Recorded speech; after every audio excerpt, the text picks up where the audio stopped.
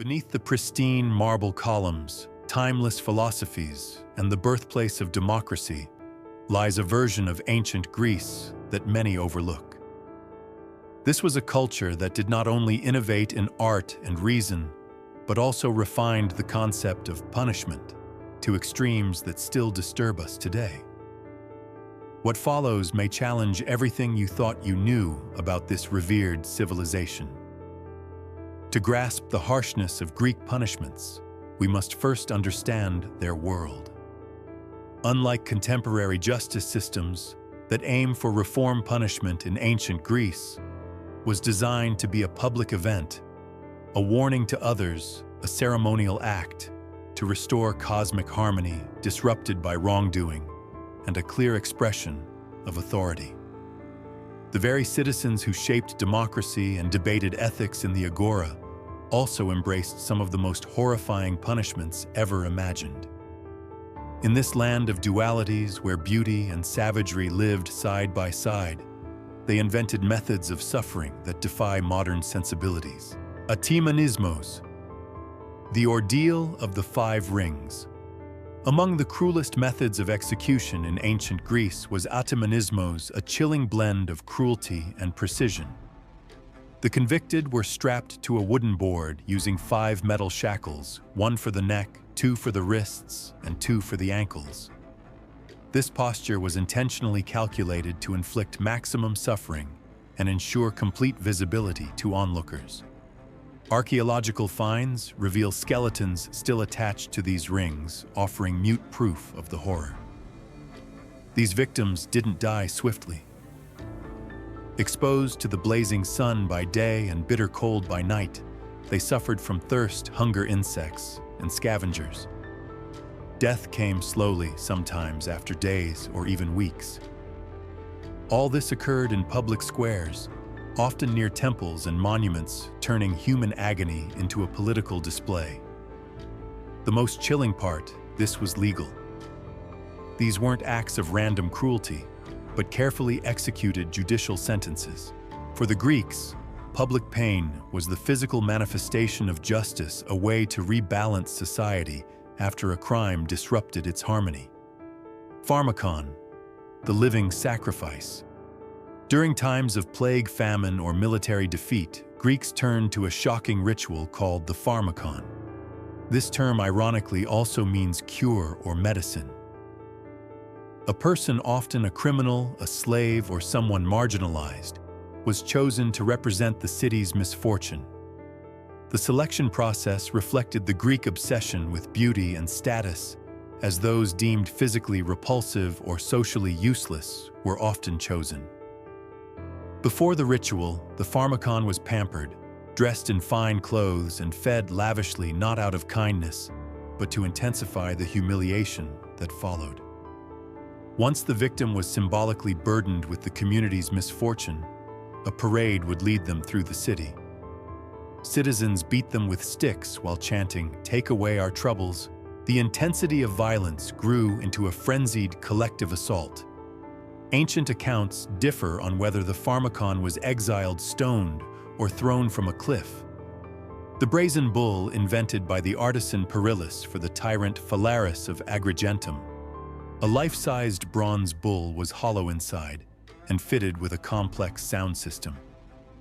Once a fire was lit beneath it, the interior became an oven. Victims were locked inside, and as they burned alive, their screams echoed through the tubes, emerging as the roar of a bull. Ironically, the first person to be tested in the bull was its creator. Legend says Phalaris had Perillus placed inside to verify its effectiveness, only to later throw him off a cliff. What sets this torture apart is not just its brutality, but its theatricality. The Greeks elevated suffering into performance art. Whether the bull actually existed or not, its legend remains a powerful symbol of how innovation can be used for dark purposes and how the elite could turn pain into a spectacle. Ostracism, erasure through exile. Not all punishments in ancient Greece inflicted bodily harm. Ostracism, practiced mainly in Athens, targeted one's identity and sense of belonging. Established around 508 BC, it allowed citizens to vote each year to banish someone for a decade, no formal charges or trials required. If a person received 6,000 votes on shards of pottery called ostraca, they had 10 days to leave the city. Their possessions stayed intact, but they lost all social ties. The punishment known as kaianismos involved a heavy wooden collar placed around a prisoner's neck, forcing a hunched, painful posture. The individual was then tied to a pillar in a busy public place like the agora, where they remained for days. They were given only minimal sustenance to prolong their suffering. Passers-by were encouraged to insult them, spit on them, or throw waste. It was not meant to kill, but to brand someone as unworthy of respect. Crimes like petty theft or religious transgressions were punished this way. In a society obsessed with public honor, such humiliation could cause deeper wounds than physical injury. Boiling oil. The kitchen turned into torture. Among the most feared tortures was the use of boiling oil. Depending on the crime and region, this method varied. In less severe cases, oil was poured on limbs. For graver offenses like treason, victims were partially submerged in boiling vats. Oil burns were especially cruel. It sticks to the skin, reaches higher temperatures than water, and causes lingering, deeper injuries. In some cities, executioners added herbs to the oil, not for mercy, but to heighten the horror by contrasting pleasant smells with unbearable pain. Death in full awareness. The execution of Socrates made hemlock poisoning famous. While considered humane at the time, the reality was haunting. Hemlock caused paralysis starting from the feet, slowly moving upwards. The mind stayed alert until the end, forcing the victim to witness their own decline. The ritual was controlled. The condemned drank a cup of hemlock and was told to walk until their legs failed. Then they lay down and awaited the poison to reach their lungs. Death took around an hour, ending in suffocation. Though seen as dignified, it was a fully conscious, slow death. Prometheus chained and eaten alive daily by an eagle influenced tortures, where wounds were reopened after healing. Sisyphus doomed to roll a stone forever inspired forced labor without purpose. Tantalus, who starved while food dangled just out of reach, echoed in punishments involving denied access to basic needs. These myths were not mere stories.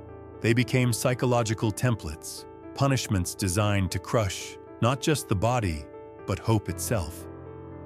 In many cities, prisoners performed endless, useless tasks, knowing failure meant more pain. The philosophical contradiction. Perhaps the greatest irony of Greek civilization is this. The very philosophers who laid the foundation for Western ethics lived in a society that institutionalized cruelty. Socrates drank hemlock, Plato advocated harsh penalties for religious crimes, and Aristotle defended slavery while theorizing justice. This shows the Greeks' capacity to separate ideals from actions. They could write on compassion while designing devices like the brazen bull. Even the sophists who questioned moral absolutes could rationalize state violence if it benefited power. This contradiction is not just historical, it's a mirror. It reminds us that intellectual progress does not guarantee moral progress, that brilliant minds can endorse brutal systems, that every society, no matter how advanced, contains deep inconsistencies between what it claims to value and what it actually does. Final reflections. Archaeologists still uncover evidence of these punishments. Skeletons with iron restraints, broken ostraca bearing names of outcasts, ruins of prisons lost to time. These discoveries remind us that the Greeks were not marble statues, but complex people capable of both sublime insight and terrifying cruelty. When we admire ancient temples and philosophies, we must also acknowledge what lurked in their shadows. The cradle of civilization rocked not just ideas, but nightmares. And perhaps the real lesson is this: moral clarity is not inherited. It must be constantly questioned, protected, and earned.